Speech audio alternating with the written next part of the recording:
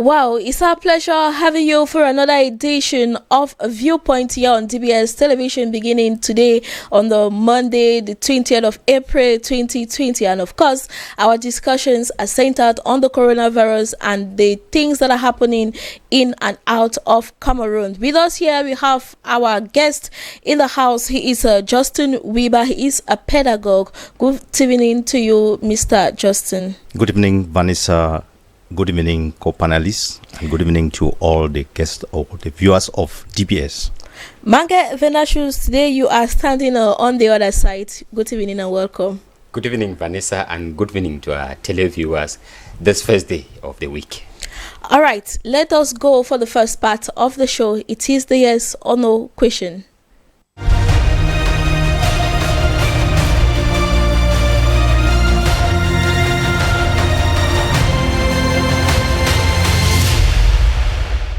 Welcome back. Let us take question number 1. Should the academic year be cancelled and prepare for the new academic year coming September? I will begin with you, Mange Venashus. No, Vanessa, I think it should not. It should not. Mr. Weber? An abject no. An abject no. Question number 2. COVID-19 in Cameroon is increasingly on the rise. Are Cameroonians serious in curbing the spread of the virus? Mr. Weber? They are. It means that yes. Yes. Mange Venashus? No, Vanessa, they are not. No, they are not. Question number 3. European countries in the heart of the pandemic have been sending aid, both material and human resource. Mr. Weber? Yes. Yes. Mange Venashus? No, Vanessa. No. Question number 4. The G20 postponed the debt of some African countries, including Cameroon. Is the act beneficial to these countries? Mange Venashus? No, Vanessa. No. Mr. Weber? The act is beneficial. Yes. Yes, it is. And the last question for today is the U.S. president to suspend American assistance to WHO a right move at this crisis moment? Mr. Weber? Yes. Yes, it is. Mange Venashus? No, Vanessa. No, it is not. All right, let us come back energy free and we will be having the debate.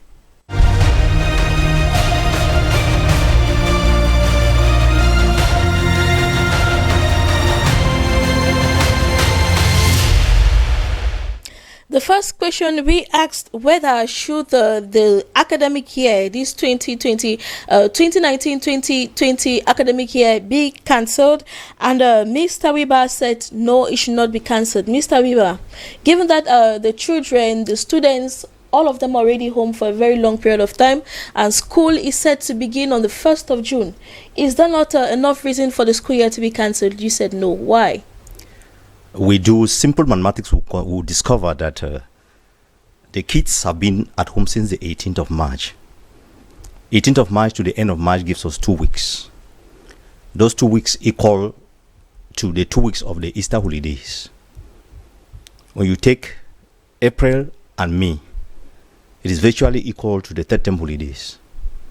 And so, as the state declared there was conditional, that the 1st of June depends on the evolution. If it is positive, that by that time everything is under control, I think it is possible to finish with the third term, which is usually 11 weeks. And the 11 weeks could finish, and the kids could still be having 2 more weeks to rest before the kick off on our academic year. We could start even at the end of September. And the next academic year will move on without any problem. So I believe that it is possible that if the state that has declared puts in what is necessary to realize their dream come the 1st of June, everything will be possible.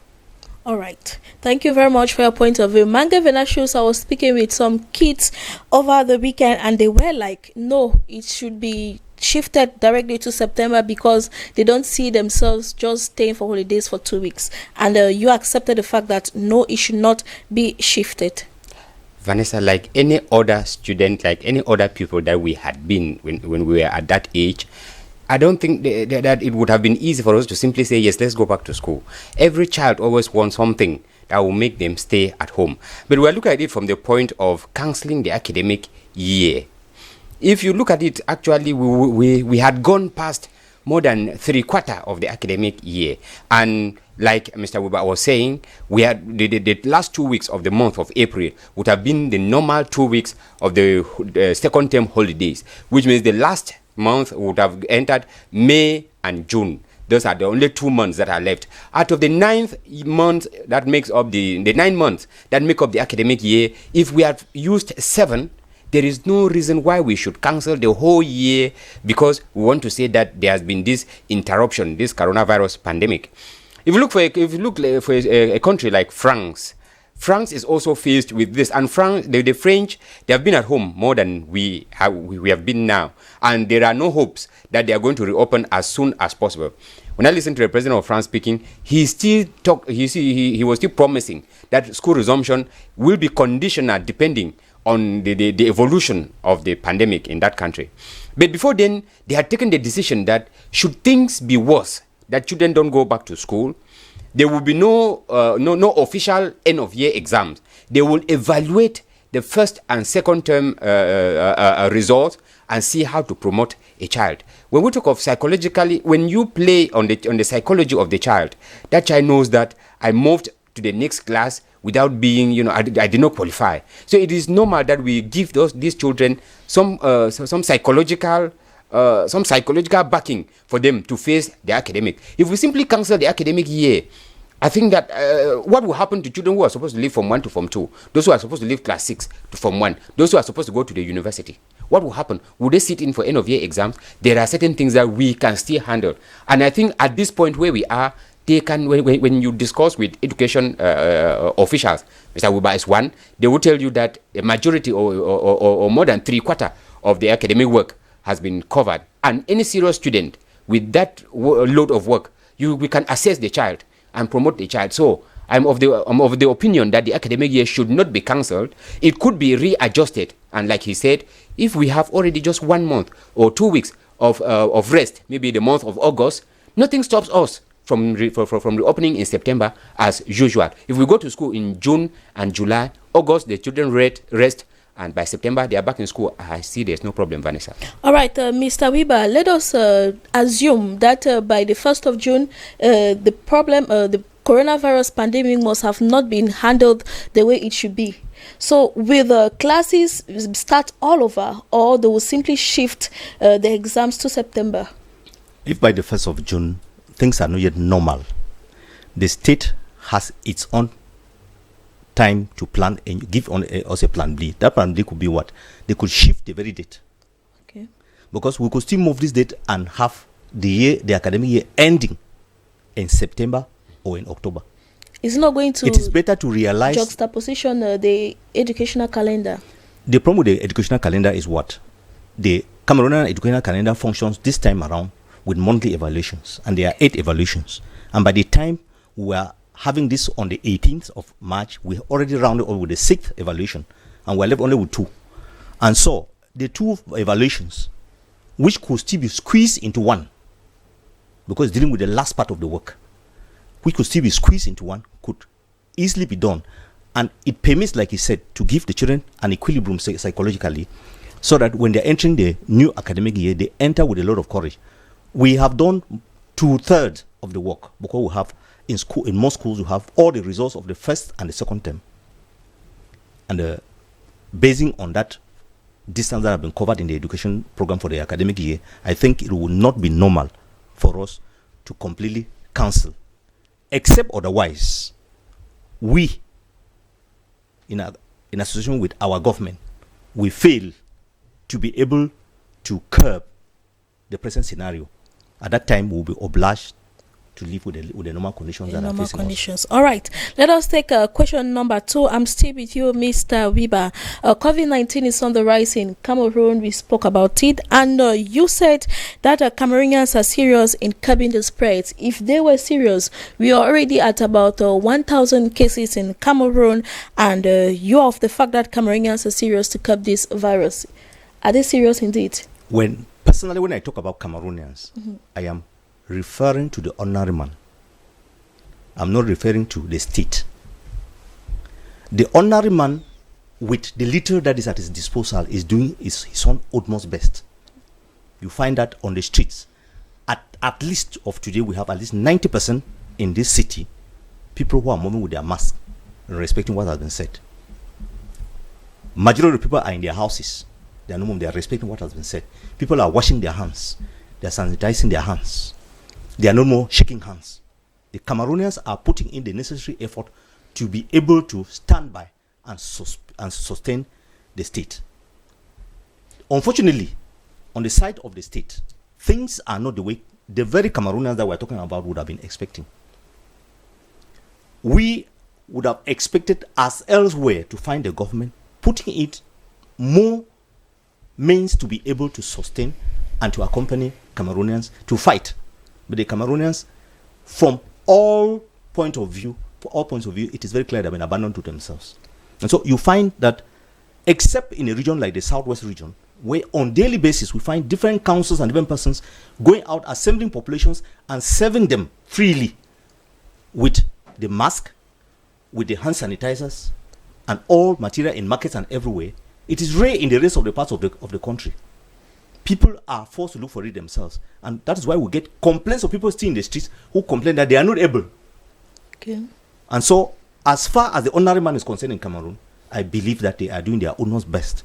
But on the part of the state is lacking behind, because up to now we don't have any Marshall Plan belonging to the government of Cameroon that has been presented to the population to tell us that the government is doing this, and then they will do this to accompany the population. Because even at the level of the ministers, we find that there is a big cacophony that has been noted by everybody, that virtually in the upside, the Prime Minister and the Minister of Public Health, who seemingly are moving in synergy, there are people who come out during such crisis, instead of being subtle, they are violent and arrogant and bringing out things that are not having any reality. And so I believe that, talking about Cameroonians, if we are referring to the ordinary man, then they are doing their utmost best. But if that Cameroon we're talking of is the state is still far from grabbing the situation and having it in control. Mangavena shows Mr. Weber has tackled his answer in 2 dimensions, but you are opposing his point of view, and you say no, Cameroonians are doing nothing, practically nothing, to curb the virus. Actually, Vanessa, I take the 2 dimensions that he brought out, and I begin from the part of the state. Like he actually said, there is a lot of disparity at the level of the administration when it comes to fighting this pandemic, and it becomes something like that of the Minister of Health and that of the Prime Minister. Like he said, while other ministerial departments are completely silent, doing nothing. Okay, we want to, these members of government, they are part and parcel of Cameroonians who are not helping the situation at all, and that is why the case of the case of the infection in Cameroon is completely on the rise. Vanessa, we are more than 1,000 cases already, and that is how the pandemic is gaining ground. So from the part of the administration, they are doing very little. Those who are putting in their best, they are actually committed, and I must take this opportunity to salute the effort of the Minister of Public Health. He has been actually at the forefront, like the shepherd he is supposed to be. But some of his colleagues, they are just lost in the whole fight. Nobody gets them, nobody hear about them completely. Now, we are talking about Cameroonians, and the guest actually told us that Cameroonians have been in the streets wearing face masks. They have been in the street with hand sanitizers and all this, washing their hands. That is true.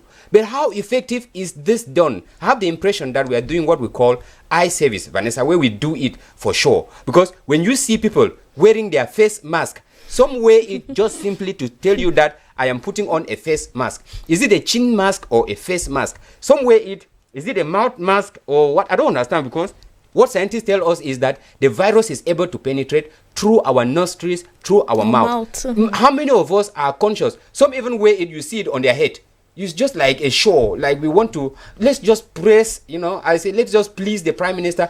Or some have it in their pocket when there is control. I remember the other time I was coming on a bike, and some forces of law and order, they stopped the bike man and they were asking him, where is your face mask? The young man removed it from his pocket and wore it and we passed. So it's just like, let us please this man who is standing here, and we continue. After passing him, the virus is right in front of us. He will pick it. I think if we had all, we have all joined the wagon of fighting this virus, we would not have reached where we are. I take, for example, Nigeria had the index case earlier than Cameroon, more than about 2 weeks before Cameroon.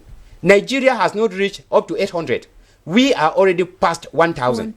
The cases are they are increasing. Yes. So there is no need. There is no way we can say that Cameroonians are genuine in this fight. Just last week, more than 60 Cameroonians were arrested in Douala here, just a small quarter, because they were drinking after 6 p.m. We have the impression that this fight is the fight of the Minister of Public Health, or the Prime Minister, or call it the government. The government. That is why they say do not drink at, or close all drinking spots at 6 p.m. We close them. We know the Cameroonian way. We close it. We are either entering through the back door, or we are drinking behind, where we know that somebody cannot see us. But the question I'm asking is, who are we deceiving? Who are we deceiving? You see people trying to look around to see people around. Is there anybody? They go in, buy a bottle of beer, and they are drinking outside. We are talking about this 1 meter distance. How many of us respect it? Vanessa, we were arguing yesterday with some churches. Some churches have decided to break down their congregations into smaller numbers. Like, let's say services. Correct. And during Sunday services to make sure that they attend their full Sunday services. While some have closed down completely, some will break down and then they attend in smaller services. They say less than 50. When I listen to government strategy of less than 50 people, I was asking myself, maybe the virus is too heavy that 49 people cannot carry it. Once it is from 50 onward, that is when we can transmit it. Some countries said less than 2 persons. That is what India said. When India was going into this lockdown, they banned more than 2 people upward out of your house. They don't want to see 2 people on the street. And we have been seeing, policemen moving in the town, whipping people for not respecting this. We tell us that when you go against is 6,000 francs. How many of us do pay this 6,000 francs? Where does this 6,000 francs even go to? So I think that we should respect the measures, because I want to prevent myself first. Then I prevent the neighbor, the person who's beside me. And if that chain goes in, I bet you in 2 weeks, 1 month, the rate of contamination will drastically drop. But in as much as we are doing it for the government, for the minister, for what they are saying it, we would keep on rising. That's why I think that Cameroonians are not genuine in fighting the spread of this virus, Vanessa. Thank you very much, Manga Venashus, for your contribution. Let's not forget that you're watching Viewpoint on DBS television. Question number 3. European countries in the heart of the pandemic have been sending aid into the African continent, both material and human resource. Mr. Weber said, yes, they have been actually sending all these amenities put together. So, Mr. Weber, how far is it true? Because personally, I don't see them sending human resource to the African continent. Well, to the African continent, we can't deny absolutely they have not been sending any human resources. We are quite aware that in Nigeria, the government of Nigeria passed a command of material. It includes testers from China, which was to be accompanied by medical health personnel. Yeah, I think they came with 15 medical personnel. Yes. 15. So they were there. We have philanthropists of recent, I think by this last weekend, there are doctors of the diaspora who are Cameroonians who are preparing to come back to see what to do. One thing we need to take note of is that as human beings, once there's fire on a neighbor's house, it is but natural that you rush and assist. And it's difficult to rush to assist a neighbor who has fire in his house when there's fire in your house. That is why you find that most of the Europeans have gone to the point of only talking about financial, not human resource. Because at the moment they have a shortage of human resources, even for themselves. And we believe that with the curve, because there is gradually reaching a point where most of them are finding their curve going downwards. And with that, you find that there is the tendency that with time, more human resources will come in. But for now, most of them are pledged financial support. We have seen the cancellation of dates. Our worry is only one as far as those things are concerned. Are they destined for the right persons? That's where our worry is. But for them doing what they are doing it. But our fear is if they send raw cash to a country like ours, is it really going to be destined for the purchase of what is to be used to fight the COVID-19? We have seen even the one collected in Cameroon in the name of call it aid given by Cameroonians. Solidarity aid. So that we don't find out any account. We lastly contributed for the soldiers who were fighting Boko Haram. Nobody knows where they ended. Of recent, they contributed for the Anglophones. We don't know where it has ended. Nobody has given any account. So are we sure that the other one that will come from outside will be accounted for? The one that the head of state has launched with his 1 billion. Up till now, we don't know how much is in that box. How much has come in? What is it used for? That's the phase that has a problem. But the fact that aid comes in, whether it's given from Europe or from within, people are committed in seeing to it that we fight jointly. That is why the president of France, Macron, said, it will be useless fighting this fight and think that you win it alone. And for that reason, we need to help the other people. That is why he called on the European Union to work as one and think about handling the deaths of the Africans and to help them to come out of the fight. All right, thank you very much. Mange Venashus here. Mr. Weber mentioned the fact that they are not actually assisting in terms of human resources. But then we see Nigeria receiving 15 medical doctors from China in the name of they have come to assist the medical personnel there. So you are of the fact that no, they haven't given or the assistance is not genuine to the African continent. Yes, I hold that position when I say that this material and human resource that is being sent to Africa, that it is not genuine. I like the analogy that Mr. Uba brought out. When our houses are on fire, Vanessa's simple, reflex says you cannot leave your own house on fire, or you cannot deviate resources and come to help me in my own fight. Or they always tell us that when you, the mother, you have a child on your arm, and a spark of flame falls on you and the child's lap, you cannot beat the child on why yours is there. You first beat yours and then look about the child. This is natural human reflex. But then, when we say this aid that comes from European countries, we know that most of these European countries that are helping, I said helping, they are the most hit part of the crisis than African countries. But when somebody give, the first gift that came to Africa was from this Chinese businessman, Alibaba. Alibaba gave testing kits, gave hand sanitizers, gave face masks, sent them to Africa. In less than 1 month, the wife came out and said, Africa should expect the worst. I don't know how you are sending things and then telling them that they should expect the worst. Then you know that what you're sending will not help. Before then, the Secretary General of World Health Organization mentioned it clearly that Africa should expect the worst. I don't know why European countries think that there are a good number of them, Mange Venashus, Bill Gates, his wives too, all of them. That so I don't know why they think that this pandemic that started in China will come to Africa and take its seats completely, so that Africa should expect the worst. From the very first time that this pandemic, that this virus was detected in Africa, up till now, when you take the same time frame in Europe, when it started spreading from China to France, Italy, Germany, US, as of now, you see that the death rate and the rate of progression of this virus has been very, very fast out there than it has been here in Africa. So my opinion is that if it were Africa sending gifts to these countries, sending human resource to this country, I would understand that we are helping those who are in need. But actually, those who are in need, take for example, the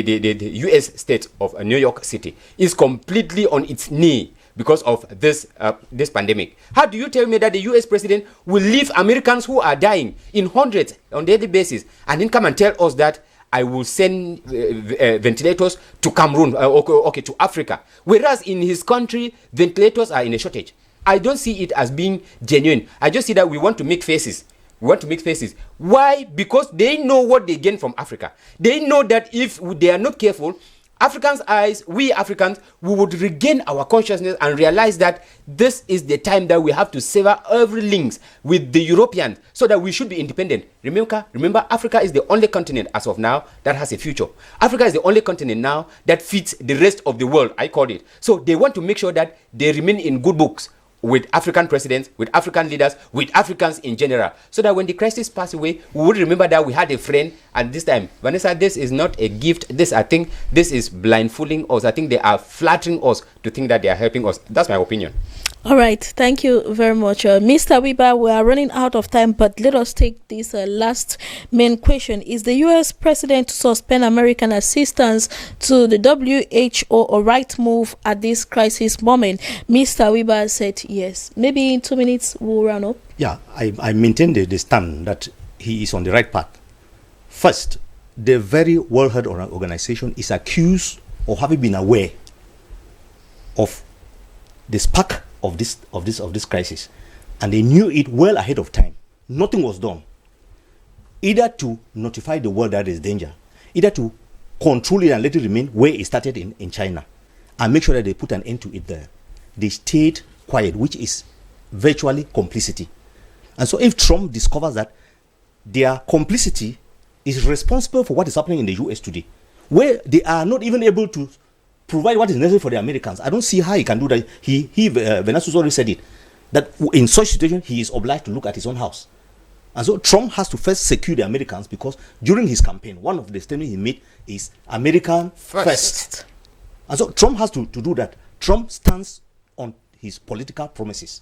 And so I believe that Trump for now has said, okay, since we are sponsoring you and we are using it to make friendship with China, for China to realize its own goals, we concentrate on the Americans first, and after we can talk business.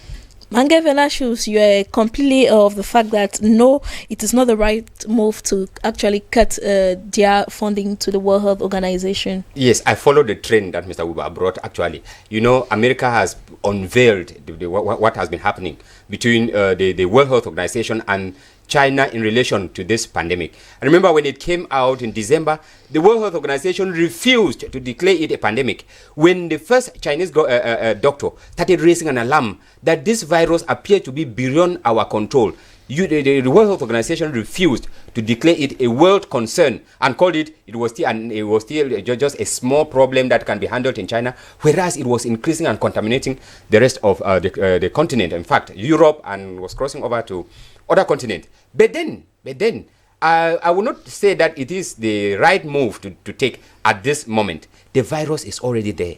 No matter what we do, it is progressing at an alarming rate that we don't even. This is one of the viruses that is proving to be very tough when it comes to human science. Now, instead of suspending that herb, I would have been if I were in his shoe. Let's handle the virus. When we succeed in having a vaccine for it, we sanction the World Health Organization seriously on it. You cannot be beating a child who is sick because the child decided to take maybe drugs or poison. No, you don't beat the child. Allow the child. When the child gets healed, then you discipline the child, because at this moment, World Health Organization is caught at two fronts, whether defending itself from Trump or coordinating the fight to come out with a vaccine for this virus. I would rather think that the move is correct. Because that's why that question was very confusing, Vanessa. The move is correct, but at this crisis moment, I would rather think that he should have, absorb his pain, absorb his anger, and then when we cross over to the other side, when the virus has been under control, he can even decide to say that I'm no more part of the World Health Organization, and we will operate without us, because that US contribute the largest in the budget of that organization. So I think that the right moment would have been, let us do it after we would have been out of the danger zone, Vanessa. All right, that was it. Thank you very much, Mr. Weber Justin. He is a pedagogue, for coming. Thank you very much. It's a pleasure being with you people. Ladies and gentlemen, we've come to the end of today's edition. Do stay tuned to DBS Television as programs continue. Until we meet tomorrow, we will be right back again, 7 p.m. Do save the date.